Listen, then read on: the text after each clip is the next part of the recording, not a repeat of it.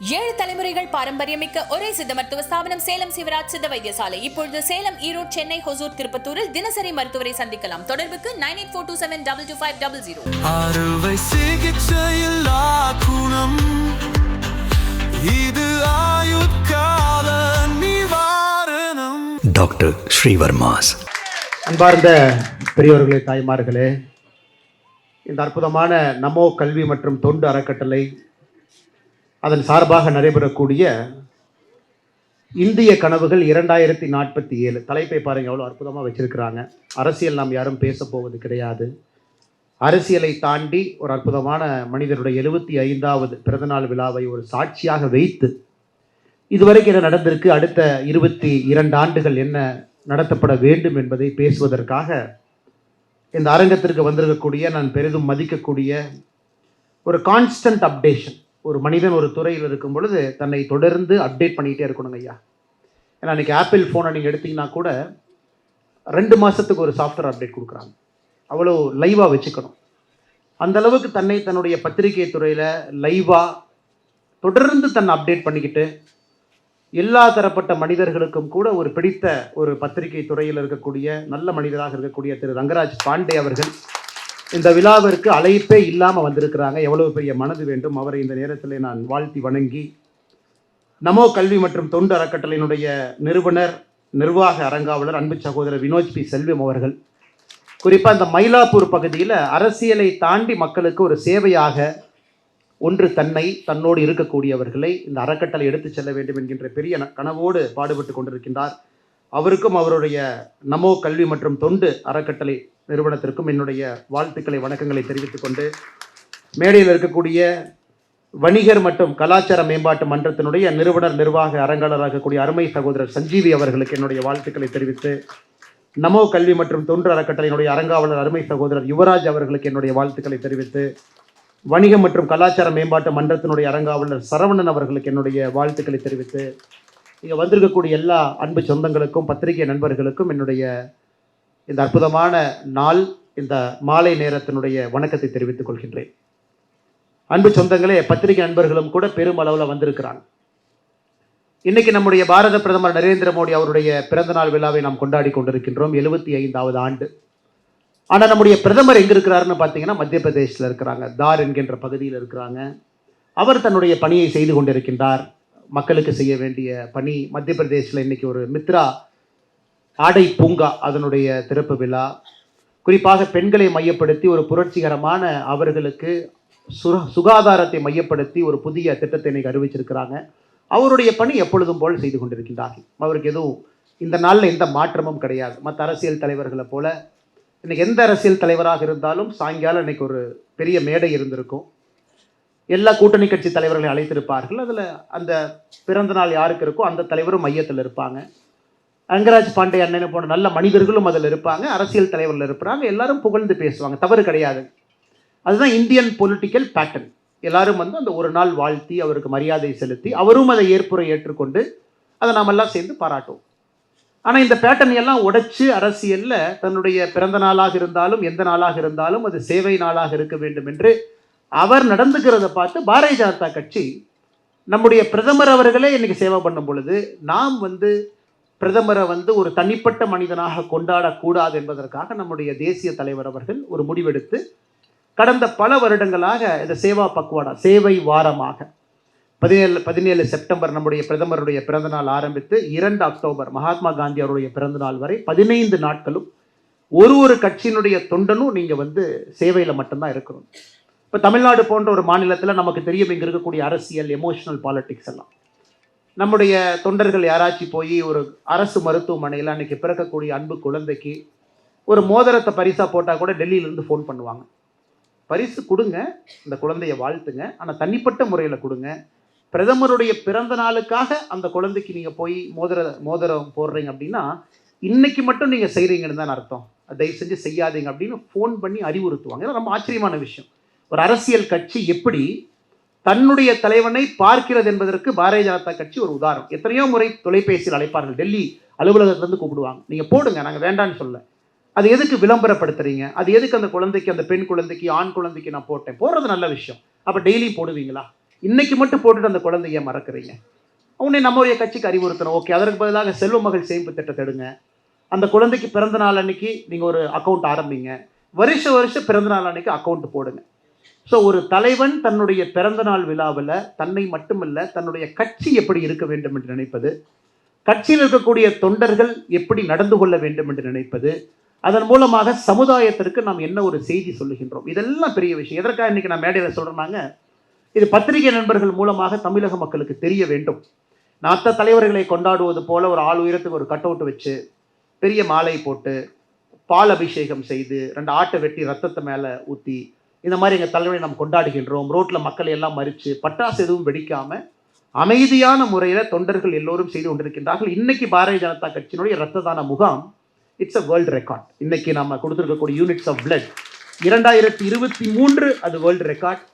2024 September 17, 2023 நம்ம beat பண்ணி 24ல் world record. இன்னைக்கு 25 இன்னைக்கு வந்திருக்கக்கூடிய தகவல் என்ன முழுமையாக வரல, அதனால தான் நான் டேட்டா சொல்லிங்க. 2024 முழுவதும் பாரதிய ஜனதா கட்சி நடத்தி இருக்கக்கூடிய 2024 முழுவதும் பாரதிய ஜனதா கட்சி நடத்தி இருக்கக்கூடிய ரத்த தான முகாமில் எவ்வளோ யூனிட் கலெக்ட் பண்ணமோ இன்னைக்கு ஒரு நாள் அந்த ரெக்கார்டை பீட் பண்ணுறோம். அதுவும் ஒரு உலக ரெக்கார்ட். தொண்டர்கள் சத்தமே இல்லாமல் அவங்க பாட்டுக்கு அங்கங்கே வேலை செய்து கொண்டிருக்கின்றார்கள்.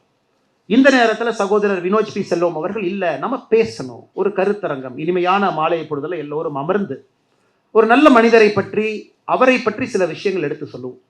அதன் மூலமாக யாரோ ஒரு இளைஞனுக்கு எங்கேயோ ஒரு மாற்றம் இருக்கும், ஒரு சின்ன குழந்தைக்கு ஒரு மாற்றம் இருக்கும், பெற்றோருக்கு ஒரு மாற்றம் இருக்கும், வாக்கு செலுத்துவர்களுக்கும் கூட இதுக்கு தான் நம்ம ஓட்டு போடுறோமா அப்படிங்கிற ஒரு முழு புரிதலை கொடுக்க வேண்டும் என்பதற்காக இந்த நிகழ்வை ஏற்பாடு செய்திருக்கின்றார்கள். அதற்கு மறுபடியும் அண்ணன் ரங்கராஜ் பாண்டே அவர்கள் எவ்வளவு முக்கியத்துவம் வாய்ந்த ஒரு நிகழ்வுக்கு வந்திருக்கிறாங்க. அதாவது ஒரு அரசியல் கட்சி மேடை கிடையாது, ஆனால் இருப்பவங்க அரசியல் கட்சியில் இருக்கலாம், பிடித்த கட்சியில் இருக்கலாம், ஆனால் ஒரு மனிதருக்காக இந்த விழாவை நடத்த வேண்டும் என்று வந்திருக்கக்கூடிய எல்லோருக்கும் மறுபடியும் என்னுடைய வணக்கத்தை தெரிவித்துக் கொள்கின்றேன். இன்னைக்கு நான் பிரதமரை பற்றி நிறையா பேசிட்டேங்க ஐயா. நான் பேசாத விஷயங்கள் இல்லை. ஒரு கட்சி தொண்டனாக பிரதமர் எவ்வளோ டாய்லெட் கட்டியிருக்காங்கன்னு ஆரம்பித்து, எத்தனை பேருக்கு கரண்ட் கொடுத்துருக்காங்க ஆரம்பித்து எல்லா விஷயம் பேசிட்டோம். அதனால் இன்று காலையிலிருந்து என்னுடைய யோசனை என்ன பேசலாம், புதுசாக ஏதாச்சும் பேசலாம், ஒரு வித்தியாசமான பார்வையில் நம்முடைய பிரதமரை கொண்டு போய் மக்கள் முன்னாடி நிறுத்தணும். நம்முடைய மக்களுக்கு பிரதமருடைய முழு ஆற்றலை நம்மால் முடிந்த அளவுக்கு ஒரு தனிப்பட்ட மனிதனாக கட்சியினுடைய தொண்டனாக புரிய வைப்பதற்கு முயற்சி எடுக்கணும் அப்படிங்கிறது என்னுடைய யோசனை. இன்னைக்கு நான் ஒரு 20ஆம் நூற்றாண்டு 21ஆம் நூற்றாண்டில் கான்சிக்வெண்ட் லீடர்ஸ், அதாவது ஒரு தலைவனால ஒரு தலைமுறை மாறி இருக்கு, கான்சிக்வெண்ட். ஒரு தலைவனால ஒரு நாடு மாறி இருக்கு, ஒரு தலைவனால ஒரு யுகம் மாறி இருக்கு அப்படின்னு சொல்லக்கூடிய தலைவர்களை மட்டும் தேர்ந்தெடுத்து உங்கள் முன்னால் வைக்க வேண்டும். அதில் நரேந்திர மோடி அவர்கள் எங்கே இருக்கிறாங்க அப்படின்னு ஒரு தனிப்பட்ட மனிதனாக என்னுடைய பார்வையை உங்கள் முன்னால் வைக்க வேண்டும் என்பது என்னுடைய ஆசை.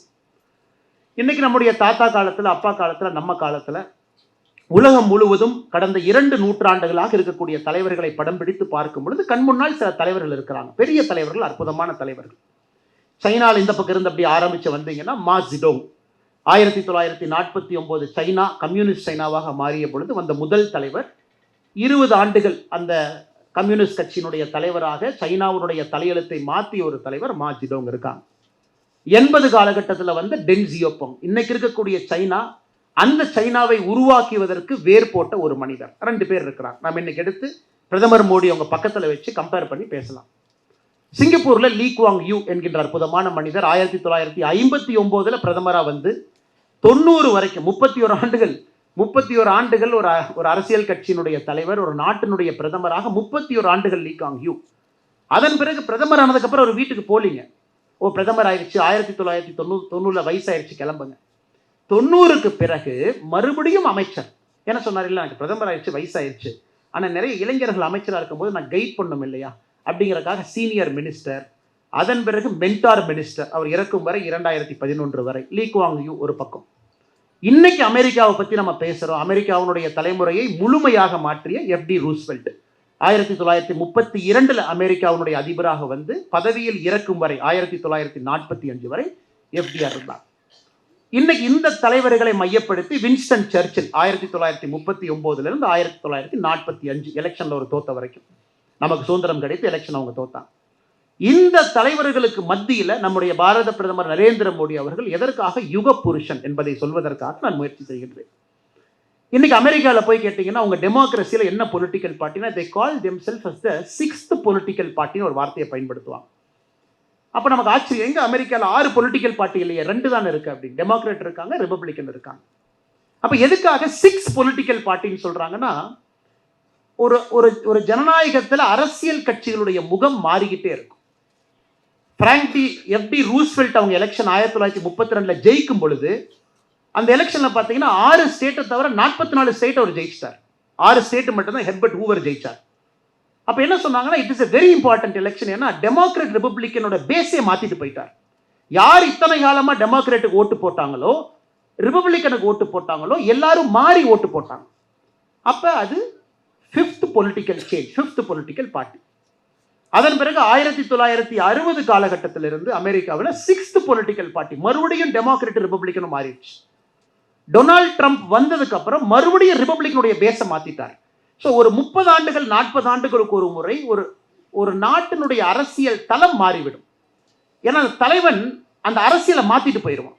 அது வரைக்கும் ஓட்டு போட்டவங்க ஒரு மாதிரி இருப்பாங்க, அதன் பிறகு ஓட்டு போடுறவங்க வேற மாதிரி இருப்பாங்க, அரசியல் மாறிடும். அதற்கு சில இந்தியாவில் ஏன் காங்கிரஸ் கட்சி ஜெயிக்க முடியலன்னா பொலிட்டிக்கல் பேஸ் மாறிடுச்சு, அரசியல் தன்மை மாறிவிட்டது. சுதந்திரத்தின் பொழுது காங்கிரஸ் வாஸ் அ கான்ஃபெடரேட், யாராக இருந்தாலும் எல்லாம் சேர்த்து வச்சுக்கிட்டாங்க. எனக்கு சோசியலிசம் வேணும், சரி நீ உட்காரு. எனக்கு கேபிட்டலிசம் வேணும், நீ உட்காரு. எனக்கு 2 வேண்டாங்க, மெர்கன்டைல்ஸம் வேணும், நீ உட்காருப்பா. ஸோ காங்கிரஸ் ஒரு கான்ஃபெடரேஷனாக இருக்கும் பொழுது ஜெயிச்சாங்க. அதில் ஜனசங்கம் வந்துச்சு, வேற வேற கட்சி. இன்னைக்கு மோடி அவர்களுடைய இந்தியாவில் அரசியல் பேஸ் தளம் மாறிடுச்சு.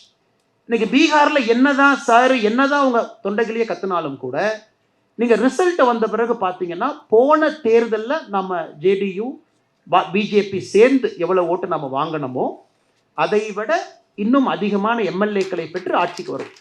இது நான் பாரதிய ஜனதா கட்சியை நம்பக்கூடிய, மோடி அவர்களை நேசிக்கக்கூடிய மனிதர்கள் இருக்கிறாங்கிறக்கா சொல்லிங்க. ஏன்னா பொலிட்டிக்கல் பேஸ் ஹஸ் சேஞ்ச். அதே போல் அஸ்ஸாம், வெஸ்ட் பெங்கால், அடுத்து வரக்கூடிய தேர்தலும் பார்த்தீங்கன்னா இன்னும் ஒரு படி மேலே போகும். ஏன்னா மோடியினுடைய single biggest contribution to Indian democracy பார்த்தீங்கன்னா பிஜேபியினுடைய கேரக்டரை முழுமையாக மாற்றிய ஒரு மனிதன். ஸோ மோடி அவர்கள் 2014 வருவதற்கு முன்பு இந்த கட்சியில் நாங்கள் எல்லோரும் தொண்டர்கள் தான், எல்லோரும் பெரிய தலைவர்கள், அவங்கவுங்க காலகட்டத்தில் உயிரை கொடுத்து பாடுபட்டாங்க. ஆனால் பிஜேபி கட்சி என்ன சொன்னாங்கன்னா, ஃபார் ரைட் பார்ட்டி, ரொம்ப ரைட்டில் இருக்கக்கூடிய ஒரு கட்சி, சித்தாந்தம் எக்ஸ்ட்ரீமாக இருக்கும் அப்படின்னு சொல்லுவாங்க. பிஜேபியை உருவாக்குனவங்க ஓட்டு போட்டவங்க யாருன்னா ஷாப்கீப்பர்ஸ், ட்ரேடர்ஸ் அண்ட் மெர்கன்டைல்ஸ் அப்படின்னு சொல்லி ஆங்கில நாளேடுகள்னு சொல்லுவாங்க. ஷாப்கீப்பர், மெர்கன்டைல்ஸ் அண்ட் ட்ரேடர்ஸ் 3 பேர் தான் உங்களுக்கு வணிகர்கள் தான், வணிகர்களுக்கான கட்சி. ஆனால் இன்னைக்கு பாரதிய ஜனதா கட்சி அண்ணன் ரங்கராஜ் பாண்டே அவர்கள் உட்கார்ந்து உண்மையாலுமே ஒரு பிஹெச்டி தீசிஸ் பண்ணி இந்த கட்சி என்னன்னு பார்த்தா அவர் சொல்லுவார், சில நேரத்தில் பார்த்தா அது லெஃப்ட் பார்ட்டி மாதிரி இருக்கேன், சில நேரத்தில் பார்த்தா அது ரைட் பார்ட்டி மாதிரி இருக்கேன், சில நேரத்தில் பார்த்தா அது ஒரு சென்ட்ரிஸ்ட் பார்ட்டி மாதிரி இருக்கேன். இன்னைக்கு பாரதிய ஜனதா கட்சி பார்த்தீங்கன்னா ஐடியாலஜிக்கல் ஃப்ரேம் ஒர்க்கில் 3 பக்கமும் இருக்குது. 50 கோடி பேர்த்துக்கு வங்கி கணக்கா? உலகத்தில் லெஃப்ட் தான் இந்த மாதிரி யோசிப்பாங்க. எப்படி நரேந்திர மோடி யோசிச்சார்? 80 கோடி பேர்த்துக்கு மாசம் உணவு வீட்டுக்கு போதா? இது லெஃப்ட்ல இருக்கவங்க தானே யோசிப்பாங்க. எப்படி நரேந்திர மோடி அவங்க யோசிச்சாங்க? 18,000 சட்டங்கள், லூப்போல் சிஸ்டம் அத்தனை ரிமூவ் பண்ணிட்டாரா? ரைட்டு தானே யோசிப்பாங்க. எப்படி நரேந்திர மோடி அவங்க யோசிச்சாங்க? ஒரு ஸ்ட்ராங் கண்ட்ரின்னு யார் யோசிப்பா? லெஃப்டா ரைட்டா? நரேந்திர மோடி யோசிச்சிருக்காங்களே. ஆத்ம நிர்பார் பாரத், அதாவது பொருளாதாரம் என்பது உள்நாட்டை மையப்படுத்தி கொண்டு போகணும், இது லெப்டிஸ்டும் யோசிக்கிற மாதிரி இருக்கே, மோடி அவங்க யோசிச்சிருக்காங்களே. இன்னைக்கு மோடி அவர்களுடைய மிகப்பெரிய சாதனை என்பது பொலிட்டிக்கல் பேஸை முழுமையாக மாற்றி வேற எந்த அரசியல் கட்சிக்கும் என்ன பண்றதுன்னு பிடிபடாமல் முழித்து கொண்டிருக்கின்றார்கள். யாரு ஓட்டர், யாரு கீ ஓட்டர், நம்ம பேஸ் யார், நமக்காக ஓட்டு போடுறவங்க யார்?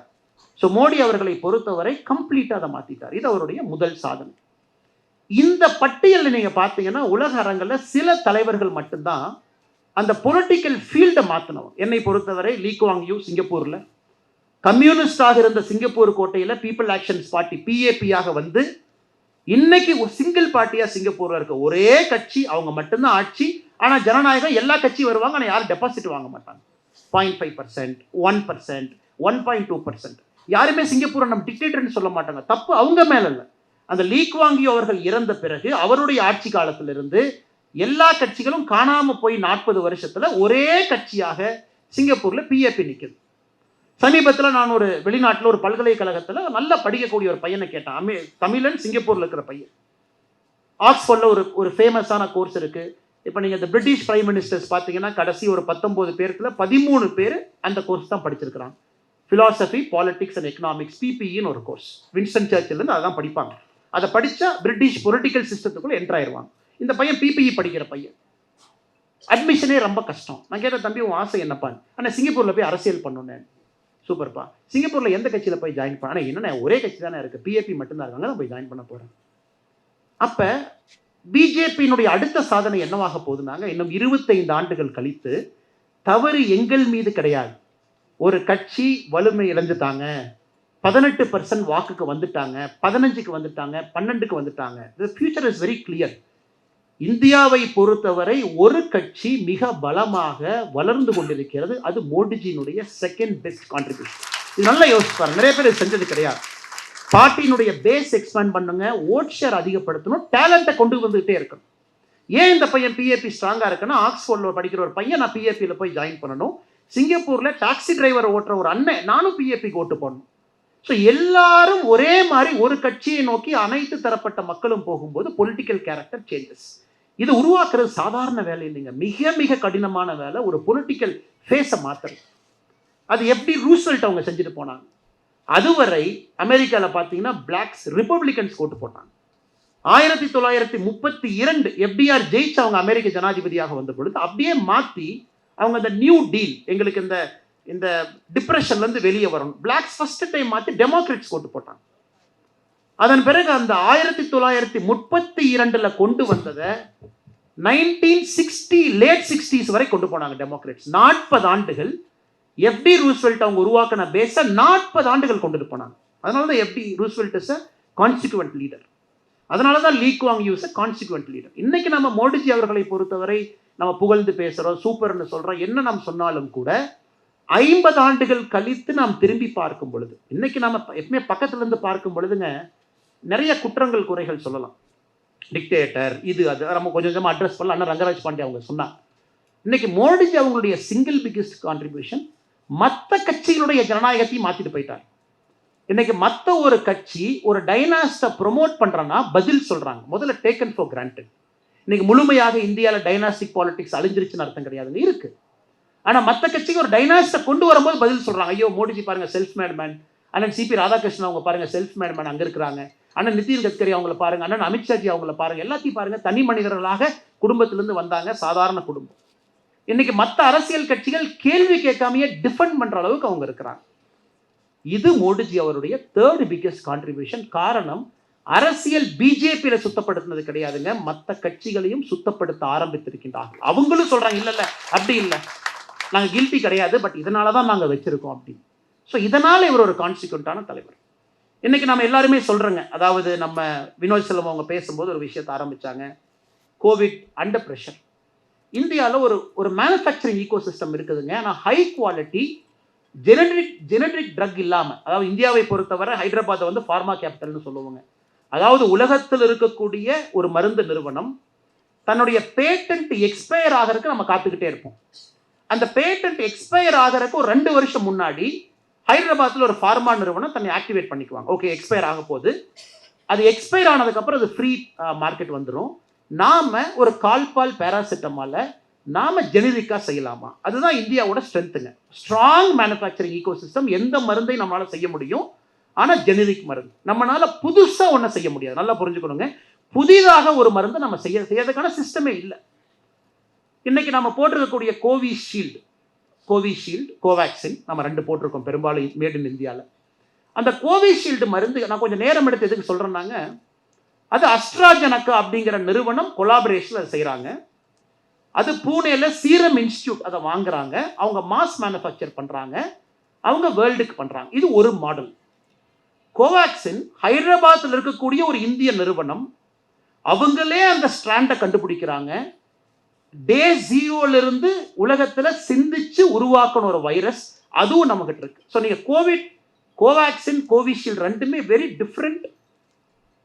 Different methods of excellence. ஒன்று வந்து மாசா நாங்கள் அடிக்கிறோம் பாருங்க, அதையும் மோடிஜி காமிச்சார். எனக்கு ஒரு மருந்து, அந்த ஒரு மருந்தை உங்ககிட்டயும் மேனுஃபேக்சரிங் எபிலிட்டி சைனாவில் இருக்குது, எல்லாத்துட்டையும் இருக்குது. ஆனால் மில்லியன் டோசஸ் நான் அடிச்சுட்டே இருப்பேன். இந்தியாலையும் கொடுப்பேன், உலக நாடுகளுக்கு கொடுப்பேன். அது ஒரு சிஸ்டம். அந்த இந்தியாவை நீங்க பார்த்துக்கங்க. ஜெனரிக் வேக்சின் இல்லாம நாங்களே made in India original vaccine எங்க லேப்ல தயாரிப்போம். கோவேக்சின் செஞ்சிருக்கோம், அதையும் பார்த்துக்கங்க. இதுல ஆச்சரியம் என்னன்னாங்க, நீங்க ஆக்ஸ்போர்டு போனீங்கன்னா, நீங்க ஆக்ஸ்போர்ட் பல்கலைக்கழகத்துடைய வேக்சின் தான் கோவிஷீல்டு. அவங்க தான் அதோடைய உருவாக்குனது.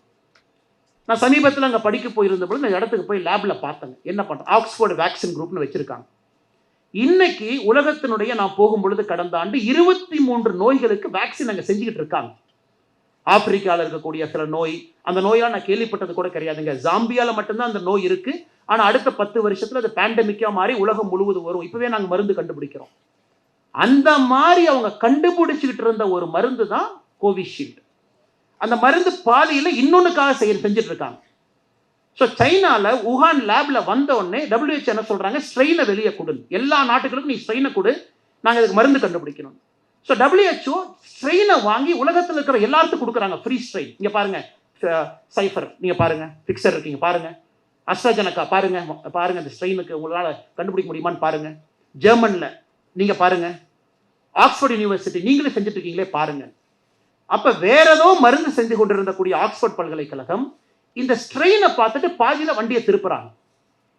வண்டியை திருப்பும் பொழுது 70% இன்னொரு நோய்க்காக கண்டுபிடிச்ச அதே மருந்த மாலிகுலரை மாத்தி கோவிஷீல்டுக்கு வருது. உடனே ஆக்ஸ்போர்ட் என்ன சொல்றாங்க, அஸ்ட்ராஜெனகாட்ட போறாங்க. இங்க பாருங்க, நான் ஒரு பல்கலைக்கழகம் தான், எங்க ரிசர்ச்சர் பசங்க தான் இருக்காங்க, நாங்கள் கண்டுபிடிச்சிட்டோம். ஆனா இதை ட்ரையல் பண்றதுக்கு எங்களுக்கு 4 பில்லியன் வேணும், அஸ்ட்ராஜெனகா நீங்க வாங்க. அவங்க ஆக்ஸ்போர்டோட சேர்ந்து பிரேசில் 4 இடத்துல ட்ரையல் பண்றாங்க. ட்ரையலும் பண்ணி முடிச்சாச்சு. இப்போ மாஸ் மேனுஃபேக்சரிங் அடிக்கணும். அப்ப சீரம் இன்ஸ்டிடியூட் அப்ரோச் பண்றாங்க, அவங்க கவர்மெண்ட்டை வர்றாங்க. மோடிக்கு சொல்றாங்க, நோ ப்ராப்ளம். நம்ம இதை நல்லா புரிஞ்சுக்கணுங்க. உங்ககிட்ட இன்னைக்கு மாஸ் மேனுஃபேக்சரிங் பண்றதுக்கு நீங்க எக்ஸ்ல இருக்கீங்க அப்படின்னா அது 10x பண்ணுங்க. மிச்சம் 9xக்கு நாங்க கேள்வி கேட்காம கவர்மெண்ட் ஆஃப் இந்தியா உங்களுக்கு பணம் கொடுக்கும். பில்டிங் இப்பவே கட்ட ஆரம்பிங்க, மிஷினரி இம்போர்ட் பண்ணுங்க, இப்பவே செய்ய ஆரம்பிங்க, அஸ்ட்ராஜெனகாட்ட பேசுங்க, அப்படியே வாங்க ஆரம்பிங்க. ஸோ ஒரு மனிதன் நாட்டினுடைய தலைவனாக இருக்கிறவங்க கிரைசிஸ்ல எப்படி யோசிக்கிறாங்க பாருங்க. பேனிக், கிரைசிஸ்ங்கிறது நம்மளை பேனிக் பண்ணிடுங்க. ஒரு கிரைசிஸ்ல நம்ம சின்ன ஒரு கடை வச்சிருக்கோம், நம்ம சின்ன ஒரு நிறுவனம் நடத்துறோம், நம்ம ஒரு டீச்சரா இருக்கோம், அரசியல்வாதியா இருக்கோம், கிரைசிஸ் நம்மளை பேரலைஸ் பண்ணிடும். அப்படியே பிபி எல்லாம் 160க்கு போயிடும், நம்மளால சிந்திக்க முடியாது. சில யுக புருஷன் மட்டும்தாங்க கிரைசிஸ் ஆப்பர்ச்சுனிட்டியா மாத்திரத்தை சிந்திப்பாங்க. இது எப்படி, நாங்க ஒரு கிரிக்கெட் மேட்சுக்குள்ள நீங்க போகும்பொழுது 24-5 நம்ம டீம் இருக்கு. 24-5 உள்ள போகும் பொழுது இன்னும் 5 விக்கெட் தான் இருக்கு. அடுத்த பால 6 அடிச்சு பவுலரை நிலைகுலைய வச்சுட்டா எப்படி விக்கெட் எடுப்பான் அப்படின்னு யோசிக்கிறது தான் மோடி அவர்கள் கோவிட் சமயத்தில் யோசிச்சது. அந்த பேனிக்கி மோட்ல பேரலைஸ் ஆகாம ஃபைன், இந்த மாடலை நீங்க அடிச்சு பிரிங்க. பூனேல நீங்க கோவேக்சின் ஆந்திரால இருக்கிறீங்க, நீங்க அடிச்சு பிரிங்க, புதுசா கண்டுபிடிங்க. ஸோ இது மோடிஜியோடைய கான்ட்ரிபியூஷன். அதாவது கிரைசிஸ் மூமெண்ட்ல எல்லாம் நீங்க யோசிச்சீங்கன்னா அதில் ஒரு வழியை கண்டுபிடிப்பது மட்டுமல்ல, இந்தியாவை வேர்ல்டு லீடராக மாற்றுவதற்கு அவர் எடுக்கக்கூடிய முயற்சி. கிரைசிஸ்குள்ள ஒரு மாதிரி நம்ம போவோம். ஆனால் கிரைசிஸ்ல இருந்து வெளியே வரக்கூடிய இந்தியா பார்த்தீங்கன்னா ஒரு மிக வித்தியாசமான நாடாக 2014 யோசிச்சு பாருங்க. யூபி எலெக்ஷன் போறதுக்கு 3 மாசத்துக்கு முன்னாடி யாராவது நீங்க யோசிச்சு பாருங்க, டிமானிட்டைசேஷன் கொண்டு வருவாங்களா? யூபி எலெக்ஷனுக்கு 3 மாசம். 2017 இந்தியாவிற்கு மிக முக்கியமான தேர்தல், பாரதிய ஜனதா கட்சிக்கு முக்கியமான தேர்தல். 3 மாதத்திற்கு முன்பு டிமானிட்டைசேஷன் சொன்னே முதல் 1 மாசம் முழுசும் நம்ம மீடியா நண்பர்கள் சும்மா இல்லை. ஒரு அம்மா பாவம், அவங்களே கீழே போய் நிற்பாங்க. அம்மா நீங்க டயர்டா இருக்கீங்களா, எவ்வளவு நேரம் பண்ணிக்கிறீங்க, டயர்டா இருக்கிற மாதிரி இருக்கேன் நீங்க, இல்லப்பா நல்லா தான் பாருங்க, இல்லம்மா தண்ணி குடிக்கிறீங்களா, தண்ணி. அப்ப ஒரு போட்டோ இருப்பா, ஆங்கிள் போட்டோ சைட்ல இருந்து எடு, அம்மா பாருங்க மோடிஜி டிமானிட்டைசேஷன் பண்ணி எவ்வளவு நேரம் கால் கடுக்க 8 மணி நேரம் நிக்கிறாங்க பாருங்க. பேனிக்க கிளப்பி அதுல ஒரு பிரச்சனையை அதான் 1 மாசம் ஃபுல்லா அந்த விஷுவல். அதை ஏன்னா அந்த கன்சர்வேட்டிவ் மீடியா உடைக்கணும். இது FD ரூஸ்வெல்ட் அவங்க வரும்பொழுது இதே பிரச்சனை. டே ஹி டுக் சார்ஜ் 1933 பிப்ரவரியில் சார்ஜ் எடுக்கும் பொழுது, மார்ச்ல சார்ஜ் எடுக்கும் பொழுது அமெரிக்கன் பேங்க் 48 மாநிலத்தில் பணம் கிடையாது, வங்கி இல்லைங்க, ஏன்னா டிப்ரெஷன்ல இருக்காங்க, எல்லாம் பணத்தை உருவிட்டாங்க, பேங்க் ரன். 2வது நாள் FDR ரூஸ்வெல்ட் போட்ட கையெழுத்து, 4 நாள் அமெரிக்கால பேங்க் ஹாலிடே. 4 நாள் யாரும் பேங்க் போகக்கூடாது, பேங்க்குக்கு 4 நாள் ஹாலிடே. ஃபர்ஸ்ட் எம்ப்ளாயி எல்லாம் பேனிக் ஆகாதீங்க, எல்லாம் தண்ணி குடிச்சிட்டு பேங்க்ல உட்காரு, நான் உங்களுக்கு $2 பில்லியன் பணத்தை அனுப்புறேன், அது ஃபர்ஸ்ட் கரன்சி செஸ்ல வைங்க. ஏன்னா மக்கள் வந்துகிட்டே இருந்தா எப்படி யோசிப்பீங்க, 4 நாள் பிரேக் எடுத்துங்க, சரி பண்ணிக்கலாம்.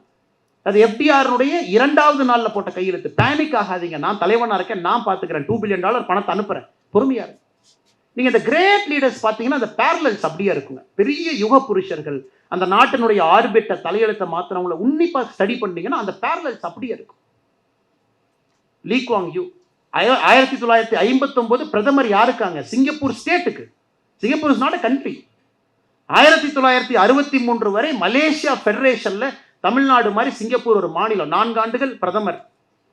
63 65 வரைக்கும் பஞ்சாயத்து பண்ணிட்டு இருக்காங்க.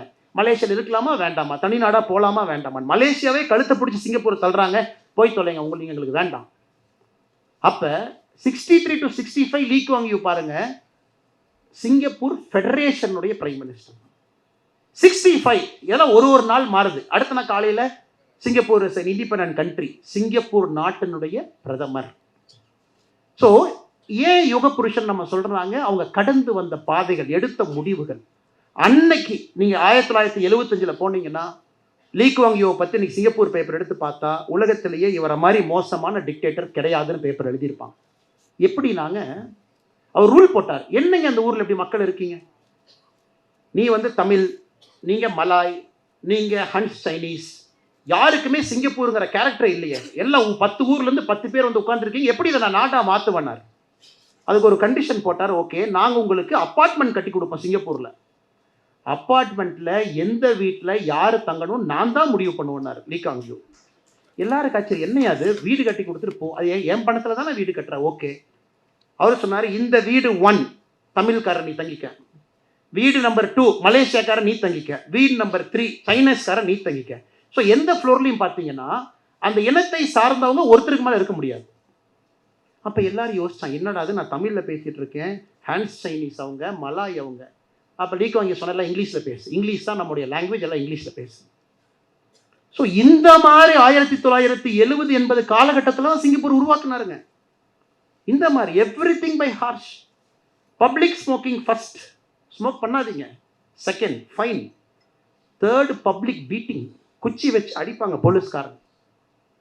சிங்கப்பூருடைய 1970 80 காலகட்டம். இன்னைக்கு இந்தியாவில் தைரியமாக சில பேர் மோடிஜியை டிக்டேட்டருங்கிறாங்க, லீ குவாங் யூவை ஸ்டேட்ஸ்மேனுங்கிறாங்க. பாருங்க எப்படி அந்த காலமும் சூழ்நிலையும் அந்த அரசியல் தன்மையும் 50 ஆண்டுகள் கழித்து திருப்பி பார்க்கும் பொழுது இந்த மனுஷன் ஆபரேஷன் சிந்தூர் நல்லா நீங்க மோடிஜியை ட்ராக் பண்ணி பாருங்க. It is not a single man who made a decision.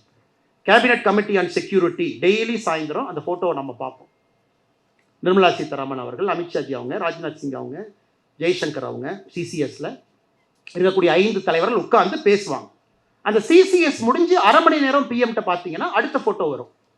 முப்படை தளபதிகளை கூப்பிட்டு பேசிட்டு இருப்பார், அவங்கெல்லாம் உட்காந்து பேசிட்டு இருப்பாங்க. எல்லாமே தினமும் இந்த போட்டோ பிரைம் மினிஸ்டர் போட வேண்டிய அவசியம் இல்லை. நாட்டு மக்களுக்கு ஏன் போடுறாருன்னா, பயப்படாதீங்க, எனக்கு கன் பத்தியெல்லாம் தெரியாது, எனக்கு எந்த மிசைல் நம்பர்லாம் எனக்கு தெரியாது, எனக்கு எந்த ரக வெப்பனை யூஸ் பண்ணணும்னு எனக்கு தெரியாது, தெரிஞ்சவங்களோட நான் பேசிக்கிட்டே இருக்கேன், நீங்க கவலைப்படாதீங்க மெசேஜ் நம்ம கொடுக்குறாரு. இதை விட அதனாலதான் நாம் இந்த தலைவர்களை பொறுத்தவரை 2 வகையாக பிரிப்போம். Peace time leaders, war time leaders. War டைம்ல ஜெயிச்சவங்க பீஸ் டைம்ல தோப்பாங்க. Winston Churchill classic example. War டைம்ல ஜெயிச்சிட்டார், அதுக்கப்புறம் நடந்த தேர்தலில் தோத்தாச்சு. ஏன்னா மக்கள் ஏத்துக்கல. வார் டைம்ல ரொம்ப கொடுமைப்படுத்திட்டியா, நீ ரேஷனே கொடுக்கல, சைரன் அடிச்சா வீட்டுக்குள்ள போய் ஒளிஞ்சிக்கணும்னு ரொம்ப பண்ண நீ. ஸோ எக்ஸ்ட்ரீம் மெஷர்ஸ்ல வின்ஸ்டன் சர்ச்சில் எடுத்தார், ஏன்னா லண்டனை காப்பாற்றணும். ஆனா வார் டைம்லையும் ஜெயிச்சு பீஸ் டைம்லையும் ஜெயிச்ச ஒரு தலைவர் இஸ் அ கான்ஸ்டிடியூஷன் தலைவர். அது மோடி அவங்கள பாரு. அதனாலதான் அந்த ஒரு நாள் போட்டோ நமக்கு நம்பிக்கை கொடுப்பதற்காக இந்த கேபினெட்ல இருக்கிற 5 பெஸ்ட் மைண்ட்ஸை கூப்பிட்டு நான் பேசினேன். பாருங்க, 6 மணி போட்டோ. 7 மணிக்கு ஆர்மி சீஃப்ல அவங்க பிரீஃப் பண்ணாங்க. சேட்டலைட் பிக்சர்ஸ் இருக்கு, இன்டெலிஜென்ஸ் இருக்கு, அவங்க சொல்றாங்க, அதுவும் கேட்டேன் பாருங்க. அதன் பிறகு எதிர்கட்சி நண்பர்கள் அவங்கெல்லாம் கூப்பிடுறாங்க. சரி, நீ பல நேரம் திட்டிட்டு இருந்தாலும் பரவாயில்ல, நல்ல யோசனை இருந்தால் நீங்களும் சொல்லுங்க, நீங்க சொல்றதையும் கேட்கிறேன். இது சரித்திரம் இதை பதிவு செய்யும் பொழுது சரித்திரத்தினுடைய பக்கத்துல ஆபரேஷன் சிந்தூர் ஜெயிச்சோம் அப்படிங்கிறது ஒரு லைனா இருந்தாலும் கூட மோடி அவர்கள் எப்படி இந்த நாட்டை நடத்தினார் என்பது 4 லைனா இருக்கும். எல்லா அப்போசிஷன் லீடர் யாரா இருந்தாலும் சொல்லுங்க, எதா இருந்தாலும் கதை சொல்லுங்க, கேட்கிறோம். அதுக்கு அமித்ஷாஜி உட்கார்ந்துருப்பார், அப்போசிஷன் லீடர் மீட்டிங் 4 முறை 5 முறை, நீங்க எல்லாம் சொல்லுங்க, எல்லாரும் கேட்கிறோம். உங்கள்கிட்ட ஒரு நல்ல சொல்யூஷன் இருக்கா, கேட்கிறோம். ஸோ வார் டைம்ல எப்படி நாம நடந்துக்கிட்டோம். இதே பாகிஸ்தானுடைய பார்லிமெண்ட்ல பார்த்தீங்கன்னா பயங்கர காமெடியா இருக்கும்.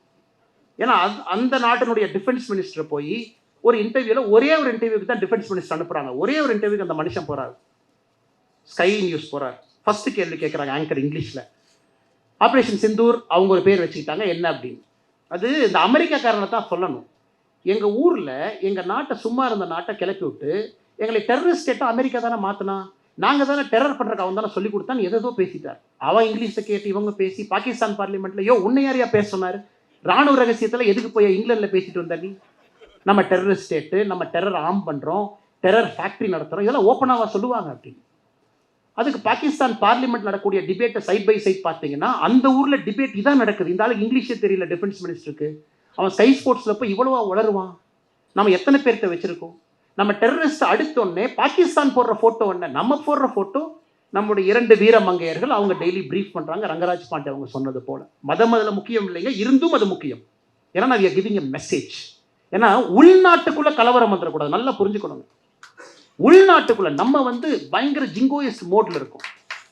இல்லை நம்ம பாகிஸ்தானை பிரிச்சிருவோம், இஸ்லாமிய நேஷன் அவங்க சாத்திடுவோம். இங்கே 2 பேர் ஒரு வெடியை கொளுத்தி ஒரு மசூதி பக்கத்தில் போட்டால் அது மதக்கலவரம். ஏன்னா எல்லாரும் ஒரே மனநிலைன்னு சொல்ல முடியாதுங்க. யாராவது ஒருவர் அந்த எமோஷனல் ஸ்டேட்டில் தப்பு பண்ணுவாங்க. அதையும் யோசிச்சு ஒரு ப்ரெஸ் பிரீஃபிங் வச்சு இந்த நாட்டில் எல்லோரும் அமைதியாக இருப்பது தான் இன்னைக்கு முக்கியம். ஒரு ஸ்ட்ராங் மெசேஜ் எத்தனை பேர் செய்வாங்க யோசிப்பாங்க. எந்த அளவுக்கு டீப்பாக ஒரு நாட்டினுடைய தலைவர் யோசிக்கிறாங்க பாருங்க.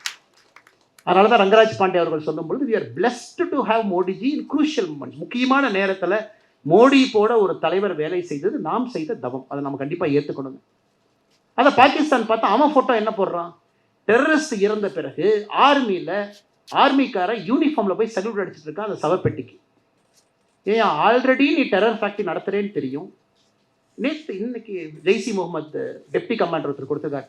இந்தியா மிசைல் எப்படிங்க அடித்தாங்க, துல்லியமாக அடித்தான் சார். நம்ம ஜெய்சி முகமது தலைவன் முகமது அவர் பேர்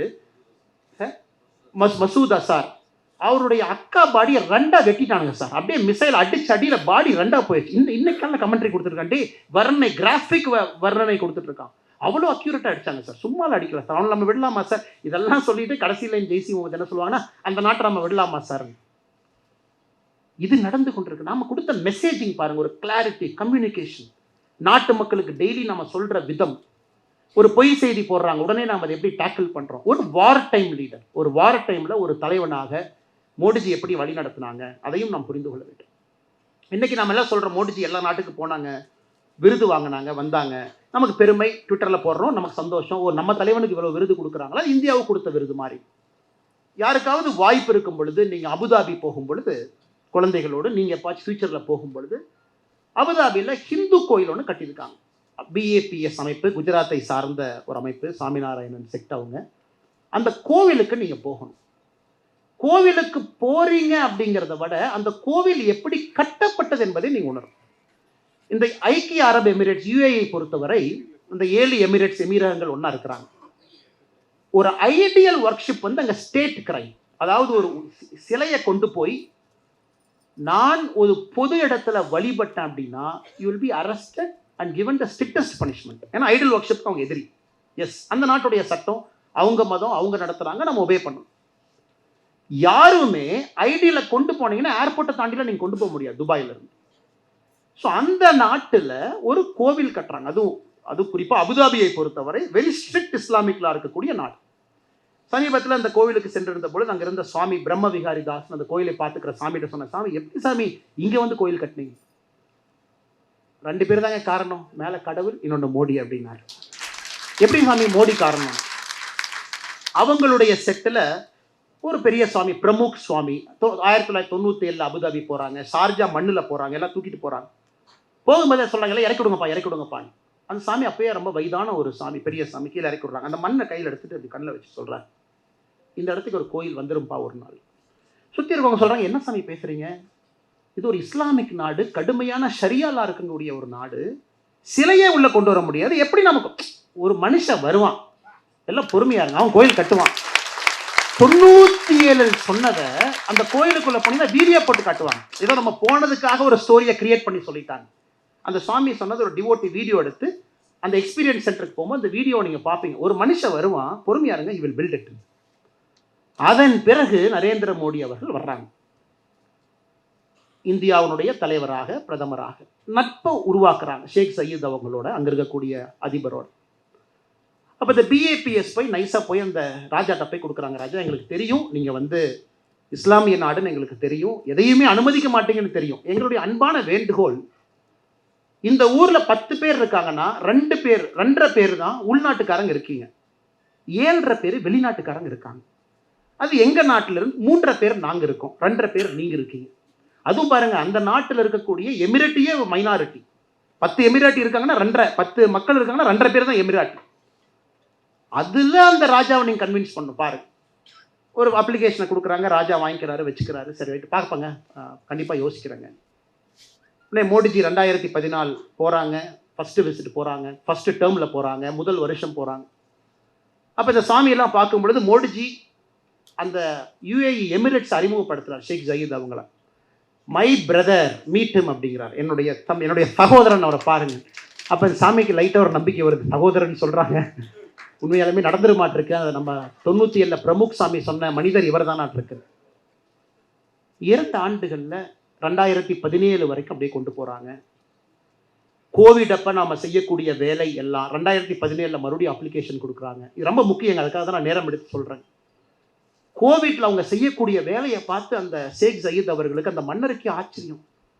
நாமெல்லாம் சோஷியல் டிஸ்டன்ஸிங்கிறோம், இவங்க சாப்பாடு எடுத்துட்டு வீதியில் வந்து அவங்க ஊருக்காரங்களில் எமிரேட்ஸி நம்ம சகோதரர்களுக்கு சாப்பாடு கொடுக்குறாங்களே, நம்மக்கிட்ட நிற்கிறாங்களே, மாஸ்க் இவ்வளோ ரிஸ்க் எடுக்கிறாங்களே அவங்கெல்லாம். அந்த பீரியடும் போது மோடிஜி அவர்களுக்கு நட்புணர்வை ஏற்படுத்திக்கிட்டே வர்றாங்க. இன்னைக்கு பாருங்க, மோடிஜி அவர்கள் இஸ்லாமிய எதிரின்னு இங்கே யாரோ ஒருத்தர் ஒரு லைனில் சொல்லிட்டு போயிடுவான், பட் ரங்கராஜ் பாண்டே அண்ணன் இங்கே இருக்க போகிறவங்க அவங்க அரை மணி நேரம் கத்தணும், இல்லை இஸ்லாம் எதிரி இல்லை. இது ஒரு சின்ன உதாரணம் இந்த ஸ்டோரி. 2021 ராஜாவே கூப்பிடுறார், மோடியை பார்த்தேன், உங்களை பார்த்தேன், உங்கள் வேலையை பார்த்தேன், கோயில் கட்டிக்கங்க. இருந்தும் இந்த சாமிக்கு ஒரு பயம், ஐயோ நம்ம கோயில் கோபுரமா இருக்குமே, அங்கே கோபுரனாவே கோவிச்சுக்குவாங்களே, கோபுரம் கட்ட வேண்டாம். 2 டிசைனை போட்டு எடுத்துட்டு போறார் 2021. ஒரு டிசைன் வந்து கோவில் கோபுரங்கள் நம்ம கோபுரம் மாதிரி, இன்னொரு டிசைன் வந்து ஒரு பெரிய சிலிண்ட்ரிக்கல் பில்டிங்குள்ள கோவில், வெளியிருந்து பார்த்தா அது கோயில் மாதிரி இருக்காது. உடனே மோடிஜியும் ஷேக் ஜயீத் அவங்களும் இருக்கும் பொழுது அந்த 2 அப்ளிகேஷன் எடுத்துகிட்டு போய் கொடுக்குறாரு. மோடிஜி கூப்பிட்றாரு, வாங்க அப்படின்னு, பிரசிடென்ஷியல் பேலஸில் மோடிஜியினுடைய மறுபடியும் அரசு பயணத்தில். அப்போ அவர் சொல்கிறாரு, சார் நீங்கள் 2 பேரை பார்த்து செலக்ட் பண்ணி ஒரு டிசைன் கொடுத்தா, எது கொடுத்தாலும் எங்களுக்கு சந்தோஷம், கோயில் மாதிரி கொடுத்தாலும் நாங்கள் கட்டிக்கிறோம் சந்தோஷமா, கோவில் வேண்டாம்னு நினச்சிங்கன்னா ஒரு சிலிண்ட்ரிக்கல் கொடுங்க, உள்ள கோயில் கட்டிக்கிற வெளியிருந்து தெரியாது. உடனே மோடிஜி ராஜா அவங்ககிட்ட ஒரு நிமிஷம் பேசுகிறாங்க. அதன் பிறகு ஷேக் ஜயீத் சொல்கிறாங்க, கோவில் என்றால் அது கோவிலை போல் பார்ப்பதற்கு இருக்க வேண்டும், அதனால் கோவில் கட்டணும். இதெல்லாம் பாருங்க, சும்மா கேட்பாங்க. மோடிஜி இத்தனை ஃபாரின் விசிட் போறாரு, யாரோ ஆர்டிஐல சவுதி அரேபியா போனார். ஆமாங்க, நம்ம நாட்டினுடைய தலைவர், நம்முடைய பிரதமர் சவுதி அரேபியாவுக்கு போயிட்டு ரோட்ல டென்ட் போட்டா தங்க முடியும்? அவர் ரிட்ஸ் கார்ல்டன்ல தங்குவார். அது நாட்டினுடைய பெருமை, நாட்டினுடைய அடையாளம். காங்கிரஸ் கட்சிங்க பாருங்க, ஆர்டிஐ பாருங்க, மோடிஜிக்கு 16 கோடியா செலவாகும் ஒரு டூருக்கு, இத்தனையும் அப்படி தங்குவாங்க. சவுதி அரேபியாவோட ரிட்ஸ் கார்ல்டன் காஸ்ட்லியா இருந்தால் அதுக்கு நாம் என்னங்க பண்ண முடியும்? நம்ம நாட்டினுடைய பிரதமர் போய் சாதாரண வீட்டில் ஏர்பிஎன்பி கெஸ்ட் ஹவுஸ் போட்டு, இந்த ரூம்ல மோடி, இந்த ரூம்ல என்எஸ்ஏ, இந்த ரூம்ல. நார்த் கொரியாவுடைய தலைவர் வந்தார்னா அவருடைய டாய்லெட்டை கலெக்ட் பண்றதுக்கு கூட ஒருத்தவங்க வர்றாங்க. ரஷ்ய அதிபர் புட்டின் அவருடைய டாய்லெட்டை கலெக்ட் பண்றதுக்கு கூட வர்றாங்க. அவருடைய டாய்லெட்டு கூட இன்னொரு நாட்டுக்கு மாட்டக்கூடாது, ஏன்னா அதிலிருந்து ரிசர்ச் பண்ணி பாடியினுடைய கட்டை கண்டுபிடிச்சு நோயை கண்டுபிடிச்சு விஷ வச்சிருவானுங்க அப்படிங்கிறக்காக அவங்க டிராவல் பண்ற டூர் என்கரேஜ் பாருங்க. அமெரிக்கானுடைய அதிபர் வந்தாருன்னா அவருடைய பிளேன் இறங்கும் பொழுது 2-3 பிளேன் இறக்குறாங்க. ஃபர்ஸ்ட் பிளேனை திறந்தோடனே பீஸ்ட் நமக்கு அவர் கார் வெளியே வருது. என்னையா காரெல்லாம் கொண்டு வந்திருக்கு? எங்க ஊர்ல கார், எங்க அதிபர் எங்க கார்ல தான் போவார், லிங்கன்ல தான் போவார், பீஸ்ட்ல தான் போவார். எல்லாத்தையும் இறக்குறான், செஃப் இறக்குறான், சாப்பாடு ஸ்பூனு எல்லாம் வந்து அவர் தாஜில் தங்குறாரா, ஒரு வாரத்துக்கு முன்னாடி தாஜை டேக் ஓவர் பண்ணி அவன் செஃப்பை கொண்டு வந்து அவன் கர்டைனை போட்டு அவன் பெட்ஷீட்டை போட்டு தான் அமெரிக்க அதிபர் வர. ஆனால் நம்ம பிரதமர் வந்து ஏர்பிஎன்பியில் தங்கணுமா? எவ்வளோ நுள்ளு பாருங்க உள்ளுக்கு. இதெல்லாம் நம்ம we have to understand the context. ஒரு வேர்ல்டு லீடர் ஆன பிறகு அவர்களுக்கு பிரச்சனை இருக்கத்தான் செய்யும். இன்னும் பார்த்தீங்கன்னா அமெரிக்கா பிரசிடென்ட் ஒரு இந்தியாலேயே ஒரு ஹோட்டலில் தங்குறாங்கன்னா அது எந்த நாடாக இருந்தாலும் அவங்க யாரும் ஒட்டு கேட்கக்கூடாது என்பதற்காக ஒரு பிளாங்கெட் கொண்டு வர்றாங்க, அந்த ரூமை ஃபுல்லாக போர்த்திடுறாங்க. ஸோ எந்த எலக்ட்ரானிக் இன்டெலிஜென்ஸும் உள்ள வேலை செய்யக்கூடாது என்பதற்காக ஒரு பிளாங்கெட் கவருக்குள்ள தான் அவங்க மீட்டிங்கை நடத்துகிறாங்க. எவ்ரி திங் கம்ஸ் ஃப்ரம் தேர். அந்த லெவலுக்கு ஜியோ பாலிட்டிக்ஸ் போயிட்டு இருக்கு. ஆனால் இங்கே புரியாத தற்கொலைகள் சிலர் இதை சோஷியல் மீடியாவில் ஒரு மெசேஜாக போட்டுட்டு இதில் அவர்களுக்கு ஒரு உலகத் தலைவர் எப்படி போகணும், அதுதான் நான் நார்த் கொரியன் அதிபரையும் புட்டின் அவங்களும் சொன்னேன். அவங்களுடைய பூப் எடுக்கிறதுக்கு 2 பேர் சுட்கேஸோட வர்றாங்க. சமீபத்தில் பார்த்தீங்கன்னா நார்த் கொரியன் அதிபர் எந்திரிச்சு போன பின்னாடி ஒரு அவங்களுடைய சீக்ரெட் சர்வீஸ் வந்து சேரையெல்லாம் துடைக்கிறாங்க. என்னையா சேரெல்லாம் துடைக்கிறேன்னா, எங்கள் தலைவர் ஃபிங்கர் பிரிண்டரை எடுத்துட்டீங்கன்னா, எங்கள் தலைவர் வேர்வையை நீ எடுத்துட்டீங்கன்னா டிஎன்ஏ கண்டுபிடிச்சிருவில்ல, அதையும் நாங்கள் விட மாட்டோம். அந்த அளவுக்கு ஒரு நாடு இன்னைக்கு இந்தியாவுக்கு தேவை. Modiji is a world leader. அவர் சப்பராசி கிடையாது, ரோட்டில் இருக்கக்கூடிய யாரோ கிடையாது, வேர்ல்டு லீடர். இதை வந்து பேசி இதனால மோடிஜி போறான். இல்லை மோடிஜி எத்தனை சட்டையை மாத்துறாரு, எத்தனை மோடிஜி என்ன நவம்பர் 26, 2008 மும்பை அட்டாக் நடந்த பொழுது ஒரே நாள் 4 சட்டையை மாத்தினார்.